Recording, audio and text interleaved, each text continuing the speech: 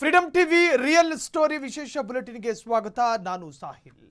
ಈ ಸುದ್ದಿಯನ್ನ ಇಡೀ ಡಿಕೆ ಶಿವಕುಮಾರ್ ಅವರ ಕ್ಯಾಬಿನೆಟ್ ಗಮನಿಸಬೇಕು. ಸ್ವತಃ ಸಿಎಂ ಡಿಕೆ ಶಿವಕುಮಾರ್ ಅವರು ಗಮನಿಸಬೇಕು. ಗ್ರಾಮೀಣಾಭಿವೃದ್ಧಿ ಮತ್ತು ಪಂಚಾಯತ್ ರಾಜ್ ಸಚಿವ ಈಶ್ವರ್ ಖಂಡ್ರೆ ಅವರೇ ತೆರೆದ ಕಣ್ಣುಗಳಲ್ಲಿ ಈ ಡೆವಲಪ್ಮೆಂಟ್ ಗಮನಿಸಬೇಕು. ಡಿಕೆ ಶಿವಕುಮಾರ್ ಅವರೇ ಈ ಸ್ಟೋರಿಯನ್ನು ನೋಡಲೇಬೇಕು. ಗ್ರಾಮೀಣಾಭಿವೃದ್ಧಿ ಪಂಚಾಯತ್ ರಾಜ್ ಸಚಿವ ಈಶ್ವರ್ ಖಂಡ್ರೆ ಅವರೇ ನೀವು ನೋಡಿ. ಅತ್ಯಂತ ಕಡಿಮೆ ದರದ ಮಾದರಿ ರಸ್ತೆಗೆ PRED ಅಧಿಕಾರಿಗಳ ಅಡ್ಡಗಾಲು. ಅರ್ಧಕ್ಕರ್ಧ ಖರ್ಚಲ್ಲಿ ಅತ್ಯುತ್ತಮ ರಸ್ತೆ ಆಗೋದಕ್ಕೆ ಅವಕಾಶವಿದ್ರೂ ಅಡ್ಡಗಾಲು. ಮಹಾ ಕಳ್ಳಾಟ ಬಟ ಬಯಲಾಗಿದೆ. ಮೈಸೂರಿನಲ್ಲಿದೆ ಅತಿ ಕಡಿಮೆ ಖರ್ಚಿನಲ್ಲಿ ನಿರ್ಮಿಸಿರುವ ಮಾದರಿದ ರಸ್ತೆ. ಇಳುವಾಲ ಯಲಚನಹಳ್ಳಿ ತೋಟಗಾರಿಕಾ ವಿವಿ ಕ್ಯಾಂಪಸ್ ಬಳಿ ರೋಡು. ವರ್ಷಗಳೇ ಕಳೆದರೂ ಇನ್ನೂ ಪೂರ್ಣಗೊಳ್ಳದಂತಹ ರಸ್ತೆ ಮೈಸೂರಿನಲ್ಲಿದೆಯಂತೆ. PRED ಇಲಾಖೆಯ ಎಲ್ಲ ಅಧಿಕಾರಿಗಳು ಕೂಡ ಗಮನಿಸಬೇಕು. ನಿಮಗೆ ಕಡಿಮೆ ಖರ್ಚಲ್ಲಿ ರೋಡ್ ಮಾಡಿಕೊಡ್ತೀವಿ. ಈ ತರಹದ್ದೊಂದು ಇಲಾಖೆ ನಮ್ಮ ಕರ್ನಾಟಕದ PRED ಅನ್ನುವುದಾದರೆ ನಿಜಕ್ಕೂ ಕೂಡ ಡಿಕೆ ಶಿವಕುಮಾರ್ ಅವರೇ ನಿಮಗೊಂದಿನ ಸಂಕಷ್ಟ ಎದುರಾಗಬಹುದು. ಅರ್ಧಕ್ಕರ್ಧ ಖರ್ಚಿನಲ್ಲಿ ಹೈ ಕ್ಲಾಸ್ ರಸ್ತೆ ಕಾಮಗಾರಿಗೆ PRED ಕೋಕ್. ಕನಿಷ್ಠ 25ರಷ್ಟು ವೆಚ್ಚ ಉಳಿಸುವ ತಂತ್ರಜ್ಞಾನ ಕೈಬಿಟ್ಟ PRED. ಸಾಯಿಲ್ ಸೈಬಿಲೈಸೇಷನ್ ಮತ್ತು ಮೈಕ್ರೋ ಸರ್ಫೇಸಿಂಗ್ ತಂತ್ರಜ್ಞಾನ. ಅನುಮೋದನೆಗೊಂಡಿರುವ ರಸ್ತೆ ನಿರ್ಮಾಣ ತಂತ್ರಜ್ಞಾನಕ್ಕೆ ಬ್ರೇಕು. ಅಧಿಕಾರಿಗಳ ಮಹಾಪ್ರತಿಷ್ಠೆಗೆ ಅತ್ಯುತ್ತಮ ಟೆಕ್ನಾಲಜಿಗೆ ಹೈ ಬ್ರೇಕ್. ಇಂಡಿಯನ್ ರೋಡ್ ಕಾಂಗ್ರೆಸ್ನಿಂದ ಅನುಮೋದನೆಗೊಂಡಿರುವ ತಂತ್ರಜ್ಞಾನ.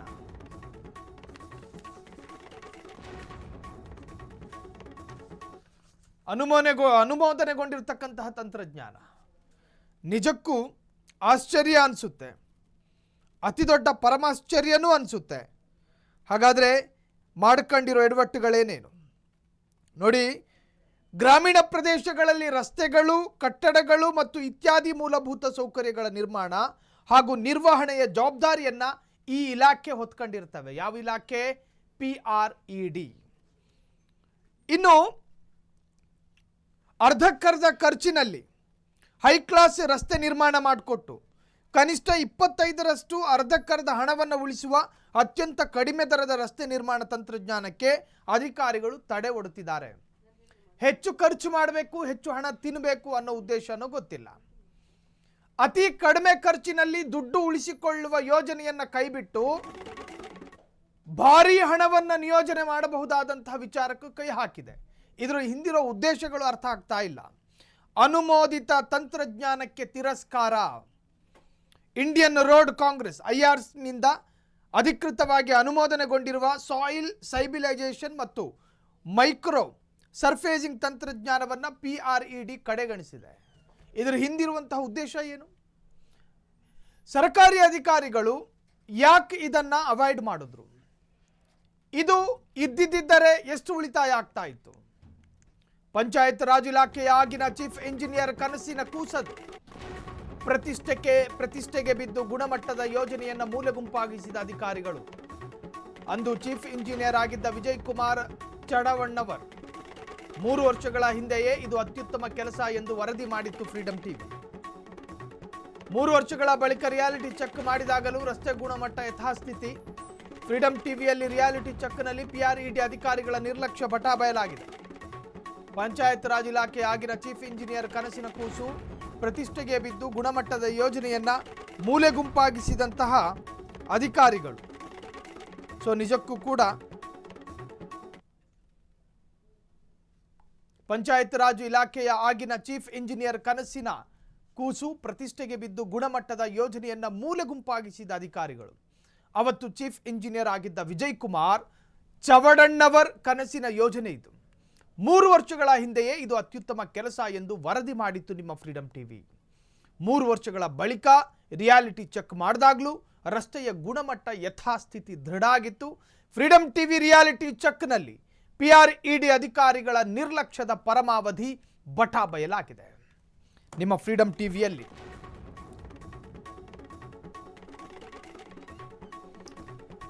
ಹಾವೇರಿ, ಚಿಕ್ಕಬಳ್ಳಾಪುರ, ದೇವನಹಳ್ಳಿ, ಆನೇಕಲ್ ಮತ್ತು ಗುಬ್ಬಿ ಹೀಗೆ ಎಲ್ಲೆಡೆ ಕಡಿಮೆ ಖರ್ಚಿನ ಗುಣಮಟ್ಟದ ರಸ್ತೆ ನಿರ್ಮಾಣ. ಎಲ್ಲ ಇಲಾಖೆಗಳು ಇದನ್ನ ಫಾಲೋ ಮಾಡಬಹುದಿತ್ತು. ಆದರೆ PREDಯ ನೂತನ ಚೀಫ್ ಇಂಜಿನಿಯರ್ನಿಂದ ಉಡಾಫೆ. ಇಂತಹ ಗುಣಮಟ್ಟದ ಕೆಲಸಕ್ಕೆ ಉಡಾಫೆ ಮಾತನಾಡಿದ ಚೀಫ್ ಇಂಜಿನಿಯರ್ ಶ್ರೀನಾಥ್, ಮುಖ್ಯಮಂತ್ರಿಗಳೇ ವಿಜಯ್ ಕುಮಾರ್ರಂತಹ ಪ್ರಾಮಾಣಿಕರನ್ನ ಕಾಪಾಡಿ ಇಂತಹ ಪ್ರಾಮಾಣಿಕರನ್ನ ನೀವು ಕಾಪಾಡಬೇಕು. ಇದು ನಿಮ್ಮ ಫ್ರೀಡಮ್ ಟಿವಿಯ ರಿಯಾಲಿಟಿ ಚೆಕ್ ಸ್ಟೋರಿ. ನಾವು ಕಂಡಿದ್ದು, ನಾವು ನೋಡಿದ್ದು, ನಾವು ತಿಳಿದುಕೊಂಡಿದ್ದು, ನಾವು ಅನುಭವಿಸಿದ್ದು, ನಮ್ಮ ಅನುಭವ, ನಾವು ಕಂಡಿರುವ ಪ್ರತ್ಯಕ್ಷ ಸಾಕ್ಷಿ. 3 ವರ್ಷ ಕಳೆದರೂ ಕೂಡ ಅದರ ಕ್ವಾಲಿಟಿ ಇದೆಯಲ್ಲ, ಅದರ ಗುಣಮಟ್ಟ ಯಥಾಸ್ಥಿತಿಯಲ್ಲಿದೆ, ಯಾವುದೇ ಬದಲಾವಣೆಗಳಿಲ್ಲ. ಆ ತರಹದ್ದೊಂದು ಅತ್ಯುತ್ತಮ ಕ್ವಾಲಿಟಿಯನ್ನ ಯಾಕೆ ಈಗಿನ ಅಧಿಕಾರಿಗಳು ಅವಾಯ್ಡ್ ಮಾಡಿದ್ರು? ಯಾಕದನ್ನು ನಿರಾಕರಣೆ ಮಾಡ್ತಿದ್ದಾರೆ? ಯಾಕೆ ತಿರಸ್ಕಾರ ಮಾಡ್ತಿದ್ದಾರೆ? ಉಳಿಸೋದಕ್ಕಾಗೋದಿಲ್ವೇನು? ಏನೇನು ಸಿಗೋದಿಲ್ಲ ಅನ್ನೋ ಕಾರಣಕ್ಕೋಸ್ಕರ ಅದನ್ನು ತಿರಸ್ಕಾರ ಮಾಡಲಾಗ್ತಾ ಇದೆಯಾ? ಆಗಿನ ಪ್ರಾಮಾಣಿಕ ಅಧಿಕಾರಿಯನ್ನು ಉಳಿಸಿಕೊಳ್ಳುವ ಯೋಗ್ಯತೆ ನಿಮಗಿದೆಯಾ? ಆ ಪ್ರಾಮಾಣಿಕ ಅಧಿಕಾರಿಯನ್ನು ಉಳಿಸಿಕೊಳ್ಳುವಂತಹ ಅರ್ಹತೆ ನಿಮಗಿದೆಯಾ? ಉಳಿಸ್ಕೊಳ್ಳಿ. ಕಡಿಮೆ ಖರ್ಚಿನ ರಸ್ತೆಗಳು, ಜನರಿಗೆ ಉತ್ತಮ ಗುಣಮಟ್ಟದ ಸೇವೆ. ಹಾವೇರಿ, ಚಿಕ್ಕಬಳ್ಳಾಪುರ, ದೇವನಹಳ್ಳಿ, ಆನೇಕಲ್, ಗುಬ್ಬಿ, ಹೀಗೆ ಎಲ್ಲೆಡೆ ಕಡಿಮೆ ಖರ್ಚಿನ ಗುಣಮಟ್ಟದ ರಸ್ತೆ ನಿರ್ಮಾಣ. ಎಲ್ಲ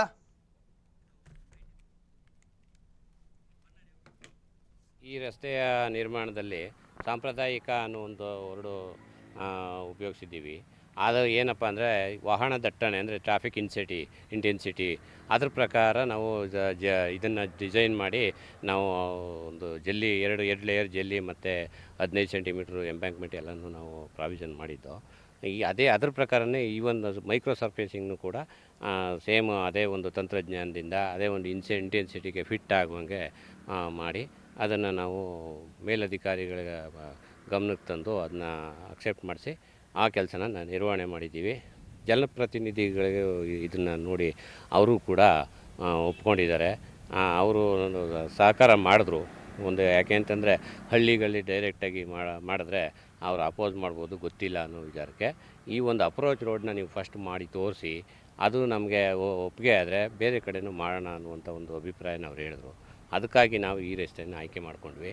ಇದು ಸಕ್ಸಸ್ ಆಗಿದೆ 3 ವರ್ಷದಿಂದ. ಇಲ್ಲೂ ಕೂಡ ಟ್ರಾಫಿಕ್ ಇಂಟೆನ್ಸಿಟಿ ಕೃಷಿ ತಂತ್ರಜ್ಞಾನ ಮಹಾವಿಶ್ವವಿದ್ಯಾನಿಲಯ ತೋಟಗಾರಿಕೆ ಇರೋದರಿಂದ ಇಲ್ಲಿ ಆವಾಗಲೇ ಬೇಕಾದಷ್ಟು ವೆಹಿಕಲ್ಸ್ ಓಡಾಡ್ತಾ ಇರ್ತದೆ. ಮತ್ತು ಬಿಲ್ಡಿಂಗ್ ಕನ್ಸ್ಟ್ರಕ್ಷನ್ಸ್ ಇರೋದ್ರಿಂದ ಅದು ಕೂಡ ಲೋಡೆಡ್ ಲಾರಿಗಳು ಕೂಡ ಇಲ್ಲಿ ಓಡಾಡಿದ್ದಾವೆ.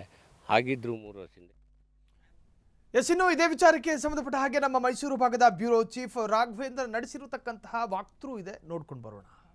ಸರ್ಫೇಸಿಂಗ್ ತಂತ್ರಜ್ಞಾನವನ್ನು ಅಳವಡಿಸಿದಂಥ ರಸ್ತೆಗಳನ್ನು ನಿರ್ಮಾಣ ಮಾಡಿದರೆ ರಾಜ್ಯ ಸರ್ಕಾರಕ್ಕೆ ಸಾಕಷ್ಟು ಹಣ ಉಳಿಯುತ್ತೆ ಅನ್ನುವಂಥ ವಿಚಾರ ಇದ್ದರೂ ಕೂಡ ಎಲ್ಲ ಒಂದು ಕಡೆ ರಾಜ್ಯ ಸರ್ಕಾರ ತಾತ್ಸಾರ ಮಾಡಿದೆ. ಇಂಥ ತಂತ್ರಜ್ಞಾನವನ್ನು ಬಳಸ್ಕೊಳ್ಳೋದಕ್ಕೆ ಅಧಿಕಾರಿಗಳು ಮುಂದಾಗ್ತಾ ಇಲ್ಲ. ಈ ರಸ್ತೆ ನಿರ್ಮಾಣ ಆಗಬೇಕಾದ್ರೆ ಮೈಸೂರಿನ ಪಂಚಾಯತ್ ರಾಜ್ ಇಲಾಖೆಯ ಎಕ್ಸಿಕ್ಯೂಟಿವ್ ಇಂಜಿನಿಯರ್ ಆಗಿದ್ದಂಥವ್ರು ರಮೇಶ್ ಅವರು ಇದ್ದಾರೆ. ಈ ಕಾಮಗಾರಿಯ ಗುಣಮಟ್ಟ ಮತ್ತು ಇದು ತಂತ್ರಜ್ಞಾನದ ಬಗ್ಗೆ ಅವರು ಕೂಡ ವಿವರಣೆ ಕೊಡ್ತಾರೆ. ಅವ್ರನ್ನ ಕೇಳೋಣ ಹೇಗಾಯಿತು ಕಾಮಗಾರಿ ಅಂತೇಳಿ. ಸರ್ ನಮಸ್ತೆ. 2023ನೇ ಇಸ್ವಿ ನಮ್ಮ ಮುಖ್ಯ ಇಂಜಿನಿಯರ್ ಆಗಿರ್ತಕ್ಕಂಥ ವಿಜಯ್ ಕುಮಾರ್ ಚೌಡಣ್ಣವರು ಈ ಒಂದು ಕಾಮಗಾರಿಯನ್ನು ಮಾಡೋಣ, ಈ ಸರ್ಕಾರಕ್ಕೆ ಭಾಳ ಉಳಿತಾಯ ಆಗುತ್ತೆ ಅಂತ ಅಂದ್ಬಿಟ್ಟು ನಮಗೆಲ್ಲ ಒಂದು ಮಾರ್ಗದರ್ಶನ ನೀಡಿದ್ರು. ಅದರ ಪ್ರಕಾರ ನಾವು ಮೈಸೂರು ಮತ್ತು KRS ರೋಡಿಂದ ಕೃಷಿ ತೋಟಗಾರಿಕೆ ವಿದ್ಯಾಲಯದ ಒಂದು ಅಲ್ಲಿವರೆಗೆ ಒಂದು ಅಪ್ರೋಚ್ ರೋಡ್ ಇತ್ತು. 1000 ಮೀಟ್ರು ಉದ್ದ ಆಗ್ತಿತ್ತು. ಅದನ್ನು ನಾವು 2 ಲೇಯರ್ ಜಲ್ಲಿ ಮತ್ತು ಮಾಮೂಲಿ ಸಾಂಪ್ರದಾಯಿಕ ಏನು ಮಾಡಬೇಕು ಎಂಬ್ಯಾಂಕ್ಮೆಂಟು 15 ಸೆಂಟಿಮೀಟ್ರು ಮತ್ತು mix seal coat, primer coat ಎಲ್ಲ ಹಾಕಿ ಮಾಡ್ತಕ್ಕಂಥದ್ದಕ್ಕೆ ಎಸ್ಟಿಮೇಟ್ ಮಾಡೋದು. ಅದು 28 ಲಕ್ಷ ಆಯಿತು. ಅದನ್ನು ವಯಸ್ಸು ವರ್ಷ ಸಾಹೇಬ್ರೇನು ಹೇಳಿದ್ರು ಅದ್ರ ಪ್ರಕಾರ ನಾವು ಅದನ್ನು ಒಂದು ಎಸ್ಟಿಮೇಟ್ ಮಾಡಿದ್ವು ಪ್ಯಾರಲಾಗಿ. ಅದ್ರ ಪ್ರಕಾರ 20,58,000 ಆಯಿತು. ಟೋಟಲ್ ನಮಗೆ ಒಟ್ಟು 8,58,000 ಉಳಿತಾಯ ಆಯಿತು. ಆ ಒಂದು ಉಳಿತಾಯ 1 ಕಿಲೋಮೀಟ್ರಿಗೆ ಬರೀ ಹಣದ ವಿಚಾರಕ್ಕೆ ಬಂದರೆ 8 ಲಕ್ಷ ಉಳಿತಾಯ ಆಯಿತು. ಮತ್ತು ಈ ನೇಚರ್ ಈಗ ಅದ್ರ ಬಗ್ಗೆ ಪರಿಸರದ ಸಂರಕ್ಷಣೆ ಬಗ್ಗೆ ಯೋಚನೆ ಮಾಡೋದಾದರೆ 2 ಲೇಯರ್ ಜೆಲ್ಲಿಗೆ ಎಷ್ಟೋ ಟನ್ನು ನಮಗೆ ಜೆಲ್ಲಿ ಉಳಿತಾಯ ಆಗುತ್ತೆ. ಅಂದರೆ ನೇಚರ್ ಮೇಲೆ ನಾವು ಪ್ರಹಾರ ಮಾಡ್ತಕ್ಕಂಥದ್ದು ಕಮ್ಮಿ ಆಗುತ್ತೆ. ಯಾಕೆ ಜೆಲ್ಲಿನ ಬಂಡೆಗಳನ್ನು ಹೊಡೆದು ತರಬೇಕಾಗುತ್ತೆ ನಾವು ಇಲ್ಲಿಗೆ. ಇದರಲ್ಲಿ ಕೇವಲ ಒಂದು ಸ್ಮಾಲ್ ಪಾರ್ಟ್, ಒಂದು 10ರಿಂದ 15% ಜೆಲ್ಲಿ ಏನು ನಾವು ಇದನ್ನು ಜೆಲ್ಲಿ 2 ಲೇಯರ್ ಜೆಲ್ಲಿ ಹಾಕಿದ್ರೆ ಎಷ್ಟು ಖರ್ಚಾಯ್ತಿತ್ತು ಜೆಲ್ಲಿ, ಅದರಲ್ಲಿ 10ರಿಂದ 15% ಮಾತ್ರ ಇದಕ್ಕೆ ಉಪಯೋಗ ಆಗುತ್ತೆ. ಆ ಪ್ರಕಾರ ಇದು ಜೆಲ್ಲಿನೂ ಉಳಿತಾಯ ಆಗುತ್ತೆ, ಹಣನೂ ಉಳಿತಾಯ ಆಗುತ್ತೆ. ಮತ್ತು ಇದರ ಇನ್ನೊಂದು ಏನು ಉಪಯೋಗ ಅಂತಂದರೆ ಟಾಪ್ ಲೇಯರು ಏನು ಮೈಕ್ರೋ ಸರ್ಫೇಸಿಂಗ್ ಗಟ್ಟಿ ಇರುತ್ತೆ, ಈವನ್ ಅದು ವೇರ್ ಆ್ಯಂಡ್ ಟೇರ್ ಆದರೂ ಕೂಡ ಕೆಳಗಡೆ ಇರ್ತಕ್ಕಂಥ ಸಾಯಿಲು ಸ್ಟೆಬಿಲೈಸ್ ಆಗಿ ಕಣನೂ ಬೈಂಡ್ ಆಗಿರೋದ್ರಿಂದ ಅದು ನಾವು ಜೆಲ್ಲಿ ಪಾಟ್ ಹೋಲ್ಸು ಬಿದ್ದರೆ ಡೀಪ್ ಆಗಲ್ಲ. ಆ್ಯಸ್ ಇಟ್ ಈಸು ಇದ್ದರೆ ಹಾಗೇ ಇರ್ತದೆ ಅದು ಅಂತ ಇದಾಗಲ್ಲ. ಮತ್ತು ನೀರನ್ನು ಕೆಳಕ್ಕೆ ಎಳ್ಕೊಳ್ಳಲ್ಲ, ನೀರು ಸರ್ಫೇಸ್ ಮೇಲೆ ಓಡಬೇಕು. ಈ ರೀತಿ ಎಲ್ಲ ಭಾಳ ಉಪಯೋಗ ಇದೆ. ಇದನ್ನು ಮಾಡಿದ್ರೆ 1 ಕಿಲೋಮೀಟ್ರಿಗೆ 8 ಲಕ್ಷ ಅಂತಂದರೆ 1,000 ಕಿಲೋಮೀಟ್ರಿಗೆ ಹೆಚ್ಚು ಕಮ್ಮಿ 8,000 ಲಕ್ಷ ಉಳಿತಾಯ ಆಗುತ್ತೆ. ಈ ಒಂದು ಕಾನ್ಸೆಪ್ಟನ್ನ ನಾವು ಎಲ್ಲ ಕಡೆ ಅಳವಡಿಸ್ಕೊಂಡ್ರೆ, ಈಗ ನಮ್ಮ ಮೈಸೂರು ಜಿಲ್ಲೆನೇ ಸುಮಾರು 1000 ಕಿಲೋಮೀಟ್ರು ರೂರಲ್ ರೋಡ್ಗೆ, ಮೊದಲನೇದಾಗಿ ರೂರಲ್ ರೋಡ್ಗೆ ಅಪ್ಲೈ ಆದರೆ ಆಮೇಲೆ ಅದನ್ನು ಮಾರ್ಪಡಿಸಿ ಹೆವಿ ವೆಹಿಕಲ್ಸ್, ಇಲ್ಲೂ ಕೂಡ ಹೆವಿ ವೆಹಿಕಲ್ಸ್ ಎರಡು ಬಿಲ್ಡಿಂಗು ತಗೊಬರ್ಬೇಕಾದ್ರೆ ಲೋಡೆಡ್ ಲಾರೀಸ್ ಎಲ್ಲ ಈ ರೋಡ್ ಮೇಲೆ ತಂದಿದ್ದಾರೆ.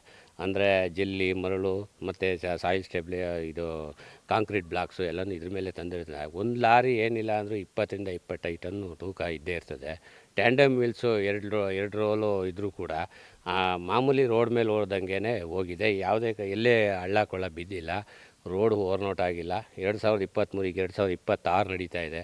ಆಫ್ಟರ್ 3 ಇಯರ್ಸ್ ಆದರೂ ಕೂಡ ಇದು ಸುಸ್ಥಿತಿಯಲ್ಲಿ ಇರೋದ್ರಿಂದ ಇದನ್ನು ನಾವು ಅಳವಡಿಸ್ಕೊಂಡ್ರೆ ನಾವು ಅಧಿಕಾರಿ ಬಾಂಧವರು ಎಲ್ಲರೂ ಇದನ್ನ ಅಳವಡಿಸ್ಕೊಂಡು ಸರ್ಕಾರಕ್ಕೆ ನಾವು ಸೂಕ್ತವಾದ ಒಂದು ಮಾರ್ಗದರ್ಶನ ನೀಡಿದ್ರೆ ಸರ್ಕಾರ ಆದರೂ ಒಪ್ಕೋಬೋದು ಒಂದು ಸಂದರ್ಭದಲ್ಲಿ. ಅಂದರೆ ಅದನ್ನು ಕನ್ವಿನ್ಸ್ ಮಾಡ್ತಕ್ಕಂಥದ್ದು ನಮ್ಗಳ ಕೈಲೇ ಇದೆ. ಅದನ್ನು ತಾವೆಲ್ಲರೂ ಇದನ್ನು ಮನಸಾರ ಒಪ್ಕೋಬೇಕು. ತಾವು ಇದು ಸಾಕ್ಷಿಯಾಗಿ ಇದೆ. ಇದು ನಾವು ಆಲ್ರೆಡಿ 3 ವರ್ಷದಿಂದ ಮಾಡಿ ಹಲವಾರು ವೆಹಿಕಲ್ಗಳು ಓಡಾಡಿದ್ದಾವೆ. 3 ಮಾನ್ಸೂನ್ ಸೀಸನ್ಗಳು ಆಗಿದೆ. ಈಗೆಲ್ಲ ಆಗಿರೋದ್ರಿಂದ ಇದು ಗಟ್ಟಿಯಾಗಿ ಇವತ್ತು ಕೂಡ ಇರೋದ್ರಿಂದ ಇದನ್ನು ನೀವು ಮಾದರಿಯಾಗಿ ತಗೊಂಡು ಧೈರ್ಯವಾಗಿ ತಾವು ಮುನ್ನುಗ್ಬೋದು. ಇಷ್ಟನ್ನು ನಮ್ಮ ವಿಜಯಕುಮಾರ್ ಚೌಡಣ್ಣವರು ಒಂದು ಮಾರ್ಗದರ್ಶನ ಕೊಟ್ಟು, ಅವರು ಇದೊಂದು ಆಸೆ, ಇದನ್ನು ದೇಶಕ್ಕೆ ಕೊಡಬೇಕು. ಇದರಿಂದ ಸರ್ಕಾರಕ್ಕೆ ಏನೋ ನಮ್ಮ ಕಡೆಯಿಂದ ಒಂದಷ್ಟು ಉಳಿತಾಯ ಆಗಲಿ, ಬೊಕ್ಕಸಕ್ಕೆ ಉಳಿತಾಯ ಆಗಲಿ ಅನ್ನೋದು ಅವರ ಅಂತರಾಳದ ಆಸೆ. ನಾವು ಅದನ್ನು ಈಡೇರಿಸಬೇಕು ಅಂತ ನಮ್ಮ ಕೈಲಾಗಿದ್ದು ಇದೊಂದು ರೋಡ್ ಮಾತ್ರ ನಾವು ಮಾಡೋದು. ಇಡೀ ರಾಜ್ಯಕ್ಕೆ ಮಾಡೋದು ನಮ್ಮ ಕೈಲಿಲ್ಲ. ಅದಕ್ಕೆ ತಮ್ಮಂಥ ಅಧಿಕಾರಿಗಳು ಇಂಥ ಒಂದು ಒಳ್ಳೆಯ ತಂತ್ರಜ್ಞಾನ ಇರ್ತಕ್ಕಂಥ ರಸ್ತೆನ ರಾಜ್ಯಾದ್ಯಂತ ವಿಸ್ತರಣೆ ಮಾಡಲಿಕ್ಕೆ ಅಥವಾ ರಾಜ್ಯಾದ್ಯಂತ ಬೇರೆ ಮಾಡಲಿಕ್ಕೆ ಏನು ಹರ್ಡಲ್ಸ್ ಏನಾಗಿ ಬರ್ತಾ ಇರ್ತಕ್ಕಂಥದ್ದು, ಅಡೆತಡೆಗಳು ಏನಾಗಿ ಬರ್ತಾ ಇದ್ದಾವೆ? ಅಡೆತಡೆಗಳು ಅಂತಂದರೆ ಸಾಂಪ್ರದಾಯಿಕವಾಗಿ ಈಗ ಎಲ್ಲರ ಮನಸ್ಸಲ್ಲಿ, ಈಗ ನಾವು ಇದು ಜಿಲ್ಲಾ ಪಂಚಾಯಿತಿ ಅಂದರೆ ಹಳ್ಳಿಗಳ ಕಡೆ ಮಾಡ್ತಕ್ಕಂಥದ್ದು, ಅವರೆಲ್ಲರ ಮನಸ್ಸಲ್ಲಿ ಜೆಲ್ಲಿ ಮತ್ತು ಇದನ್ನು ಸಾಂಪ್ರದಾಯಿಕ ಮಾಡಿದ್ರೆ ಮಾತ್ರ ಇದು ರೋಡ್ ಚೆನ್ನಾಗಿರ್ತದೆ. ಏನೇ ಏನಾದರೂ ಮಾಡಿದ್ರೆ ನಮ್ಮ ಮೆಂಬರ್ಗಳಾಗಲಿ ಶಾಸಕರಾಗಲಿ ಇದಕ್ಕೆ ಆನ್ಸರ್ ಮಾಡೋಕ್ಕಾಗಲ್ಲ, ಉತ್ತರ ಕೊಡೋಕ್ಕಾಗಲ್ಲ ಅನ್ನೋದೊಂದು ಭಯನೂ ಇರುತ್ತೆ. ಅವರು ಅಂಥವರು ಇದನ್ನು ನೋಡಿ ಧೈರ್ಯ ತಗೋಬೋದು ಅಷ್ಟೇ. ಹೊರತು ಸ್ವಲ್ಪ ಭಯ ಅಷ್ಟೇ, ಭಯದ ಪರಿಸ್ಥಿತಿ. ಏನಾದರೂ ಚೇಂಜಸ್ ಆದರೆ ಹಳ್ಳಿ ಜನ ಪಬ್ಲಿಕ್ಸು ನಮ್ಮನ್ನು ಬಿಡ್ತಾರ, ಸರ್ಕಾರದ ಹಣನ ಹಾಳು ಮಾಡಿದ್ರು ಅನ್ನುವಂಥ ಒಂದು ಆರೋಪದ ಮೇಲೆ ನಮ್ಮ ಮೇಲೆ ಕೆಲವು ಆರೋಪಗಳು ಬಂದುಬಿಡ್ತವೆ ಅಂತ ಭಯಕ್ಕೆ ಇದನ್ನು ಮಾಡ್ತಾಯಿಲ್ಲ ಅಷ್ಟೇ. ಅವರೇ ಸ್ವತಃ ಇದನ್ನು ನೋಡಿ ಅವರು ಮಂದಟ್ಟು ಮಾಡ್ಕೊಂಡ್ರೆ ಖಂಡಿತ ಧೈರ್ಯವಾಗಿ ಮುನ್ನುಗ್ತಾರೆ. ಸರ್, ಏನಂದರೆ ಹಳ್ಳಿಗಳಲ್ಲಿ ಸಾಕಷ್ಟು ರಸ್ತೆಗಳಿರ್ತವೆ, ಅದರಲ್ಲಿ ಯಾವುದಾದ್ರು ಒಂದು ರಸ್ತೆನ ಪ್ರಾಯೋಗಿಕವಾಗಿ ಇದಕ್ಕೆ ಇಂಪ್ಲಿಮೆಂಟ್ ಮಾಡಿ, ಈ ಥರದ ರಸ್ತೆಗಳನ್ನ ನಿರ್ಮಾಣ ಮಾಡಿ, ಜನ ಇದರಲ್ಲಿ ಓಡಾಡೋ ರೀತಿ ಮಾಡಿ, ತದನಂತರ ಉಳಿದ ರಸ್ತೆಗಳಿಗೆ ಮಾಡಲಿಕ್ಕೂ ಕೂಡ ಸಾಧ್ಯ ಇದೆಯಲ್ಲ? ಖಂಡಿತ ಇದೆ, ಖಂಡಿತ ಸಾಧ್ಯತೆ ಇದೆ. ಯಾವುದು ಜನಗಳು ಯಾವುದಕ್ಕೆ ಈಗ ಅಲ್ಲೇ ಒಂದು ಕಡೆ ಮಾಡಿದ್ದೀವಿ, ಜೈಪುರ ಕಡೆ ಸರೌಂಡಿಂಗ್ಸಲ್ಲಿ ಒಂದು ಕಡೆ ಮಾಡಿದ್ದೀವಿ, ಅದು ಕೂಡ ಸಕ್ಸಸ್ ಆಗಿದೆ. ಅಲ್ಲೂ ಕೂಡ ಜನ ಒಪ್ಕೊಂಡಿದ್ದಾರೆ. ಇದು ಕೂಡ ಮಾಡಿದ್ದೀವಿ, ಇದು ಒಪ್ಕೊಂಡಿದ್ದಾರೆ. ರಾಜ್ಯವ್ಯಾಪಿ ನಮ್ಮ ಸಾಹೇಬರು ಸುಮಾರು ಕಡೆ ಮಾಡಿದ್ದಾರೆ ಅಂತ ನನಗೆ ಗೊತ್ತಾಯಿತು. ಅಲ್ಲೂ ಎಲ್ಲ ಕಡೆ ಸಕ್ಸಸ್ ಆಗಿದೆ. ಅದನ್ನೆಲ್ಲ ನೋಡಿ ಜನಗಳ ಅಭಿಪ್ರಾಯ ಪಡೆದ್ರು ಕೂಡ ಅವ್ರಿಗೆ ಧೈರ್ಯ ಬರುತ್ತೆ. ಈವನ್ ತಾವೇ ಸ್ವತಃ ಯಾರು ಮಾಡಬೇಕು ಅಂತ ಇಷ್ಟಪಡ್ತಾರೆ, ಅವರ ವ್ಯಾಪ್ತಿಯಲ್ಲಿ ಇರ್ತಕ್ಕಂಥ ರಸ್ತೆನ ಒಂದನ್ನು ಮಾಡಿ ಪ್ರಾಯೋಗಿಕವಾಗಿ ಮಾಡಿ ಸಕ್ಸಸ್ ಆದರೆ ಅವ್ರಿಗೆ ಸ್ವತಃ ನಾವು ಯಾರೋ ಹೇಳ್ದನ್ನು ಕೇಳ್ಕೊಳ್ಳೋದ್ಕಿಂತ ನಾವು ಸ್ವತಃ ಮಾಡಿ ಅದನ್ನು ಅಭ್ಯಾಸ ಮಾಡಿ ನಮ್ಮ ಅನುಭವ ತಗೊಂಡಾಗ ನಾವು ಧೈರ್ಯವಾಗಿ ಮುನ್ನುಗ್ತೀವಿ. ಈಗ ನಮ್ಗೆ ಆ ಧೈರ್ಯ ಬಂದಿದೆ. ಇದ್ರ ಬಗ್ಗೆ. ಯಾಕೆಂದರೆ ನಮಗೆ ಉಳಿತಾಯ ಆಗುತ್ತೆ, ಸರ್ಕಾರಕ್ಕೆ ಉಳಿತಾಯ ಇದೆ. 8 ಲಕ್ಷದಲ್ಲಿ ಇನ್ನೊಂದು ಅರ್ಧ ಕಿಲೋಮೀಟ್ರ್ ಜಾಸ್ತಿ ಮಾಡ್ಬೋದು ಅಂತ ಅನ್ನೋದೊಂದು ಆಸೆ ಇರುತ್ತೆ ಅಷ್ಟೇ. ಸರ್, ಇಡೀ ಈಗ ಈ ರಾಜ್ಯದಲ್ಲಿ ಮುಖ್ಯಮಂತ್ರಿ ಡಿ ಕೆ ಶಿವಕುಮಾರ್ ಅವರು ಅಧಿಕಾರಕ್ಕೆ ಬಂದಿದ್ದಾರೆ. ಅವ್ರು ಬಂದು 2 ತಿಂಗಳಾಗಿದೆ. ಅವ್ರು ಬರ್ತಾ ಇದ್ದಂಗೆ ಮೊದಲು ಮಾಡಿದಂಥ ಕೆಲಸ, ಇಡೀ ದೇಶದಲ್ಲಿ ಮೊಟ್ಟ ಮೊದಲ AI ವಿಶ್ವವಿದ್ಯಾಲಯವನ್ನು ಕರ್ನಾಟಕದಲ್ಲಿ ಸ್ಥಾಪನೆ ಮಾಡ್ತೀವಿ ಅಂತೇಳಿ ಘೋಷಣೆ ಮಾಡಿದ್ರು. ಅಂದರೆ ತಂತ್ರಜ್ಞಾನಕ್ಕೆ ಹೆಚ್ಚು ಮಹತ್ವ ಕೊಡುವಂಥ ಕೆಲಸವನ್ನು ಮಾಡಿದ್ದಾರೆ. ಹಾಗಾಗಿ ಇದು ಕೂಡ ತಂತ್ರಜ್ಞಾನಕ್ಕೆ ಸಂಬಂಧಪಟ್ಟಂಥ ವಿಚಾರನೇ ಈಗ ಹೇಳ್ತಾ ಇರ್ತಕ್ಕಂಥದ್ದು. ತಂತ್ರಜ್ಞಾನ, ಹೊಸ ತಂತ್ರಜ್ಞಾನ ಅಳವಡಿಸ್ಕೊಳ್ಬೇಕು ಅನ್ನುವಂಥ ವಿಚಾರ. ಹಂಗಾಗಿ ಮುಖ್ಯಮಂತ್ರಿಗಳಿಗೆ ತಾವೇನಾದರೂ ಆಗ್ರಹ ಮಾಡ್ತೀರಾ? ತಾವೇನಾದರೂ ಹೇಳುವಂಥದ್ದು ಇದೆಯಾ? ಅಷ್ಟು ದೊಡ್ಡವ್ರಿಗೆ ನಾವು ಆಗ್ರಹ ಮಾಡ್ತಕ್ಕಂಥ ಇದು ಮಾಡಬೇಕು ಅಂತ ಮನಸ್ಥಿತಿ ಇಲ್ಲ. ಆದರೂ ಅವರು ಇದೊಂದನ್ನು ಅವರು ಕನ್ಸಿಡರ್ ಮಾಡಿದ್ರೆ, ಇದನ್ನು ಒಂದು ಮುಖ್ಯವಾದ ವಿಚಾರ ಅಂತ ತಗೊಂಡ್ರೆ ನಮ್ಮೆಲ್ರಿಗೂ, ನಮಗೆ ಮತ್ತು ವಿಜಯ್ ಕುಮಾರ್ ಚೌಡಣ್ಣ ಸರ್ಗೆ ಒಂದು ಆತ್ಮತೃಪ್ತಿ ಸಿಗುತ್ತೆ. ಬಟ್ ಅವ್ರ ಗಮನಕ್ಕೆ ಇದು ಹೋಗಲಿ ಅಂತ ನಮಗೂ ಒಂದು ಆಸೆ. ಅದು ತುಂಬ ಒಳ್ಳೆಯದು. ಆ ಥರ ಮನಸ್ಥಿತಿ ಇರ್ತಕ್ಕಂಥ ಸಾಹೇಬರು ಇದನ್ನು ಮುಂಚೂಣಿಗೆ ತರ್ಬೋದು ಅನ್ನೋದು ಒಂದು ನಂಬಿಕೆನೂ ನಮಗಿದೆ. ಅದನ್ನು ಮಾಡಿದ್ರೆ ನಮಗೂ ಇಷ್ಟ. ಮಾಡಲಿ, ನಮ್ಮ ಆಸೆನೂ ತೀರುತ್ತೆ. ದೇಶಕ್ಕೇನೋ ಒಂದು ಹೆಲ್ಪ್ ಆಯ್ತಲ್ಲ ಅಂತ ಇಷ್ಟ ಬರುತ್ತೆ ನಮಗೆ ಅಷ್ಟೇ. ಇವಿಷ್ಟು ನಿವೃತ್ತ ಎಕ್ಸಿಕ್ಯೂಟಿವ್ ಇಂಜಿನಿಯರ್ ರಮೇಶ್ ಅವರ ಮಾತುಗಳು. ಅವರು ಹೇಳೋದಿಷ್ಟು, ಇಷ್ಟೊಂದು ಒಳ್ಳೆಯ ತಂತ್ರಜ್ಞಾನವನ್ನು ರಾಜ್ಯ ಸರ್ಕಾರ ಬಳಸ್ಕೋಬೇಕು. ಈಗಷ್ಟೇ ಮುಖ್ಯಮಂತ್ರಿಯಾಗಿ ಡಿ ಕೆ ಶಿವಕುಮಾರ್ ಬಂದಿದ್ದಾರೆ. ಈ ವರದಿಯನ್ನು ದಯಮಾಡಿ ಗಮನಿಸಿದ್ದೇ ಆದರೆ ಅವರು ಈ ತಂತ್ರಜ್ಞಾನವನ್ನು ರಾಜ್ಯದೆಲ್ಲೆಡೆ ಅಳವಡಿಸಿ ರಾಜ್ಯದ ಬೊಕ್ಕಸಕ್ಕೆ ಹಣ ಉಳಿಸುವಂಥ ಕೆಲಸ ಆಗಬೇಕು ಅನ್ನುವಂಥ ಮಾತುಗಳನ್ನ ಹೇಳಿದ್ದಾರೆ. ಕ್ಯಾಮ್ರಾಮನ್ ರಾಜು ಜೊತೆ ರಾಘವೇಂದ್ರ, ಫ್ರೀಡಮ್ TV, ಮೈಸೂರು.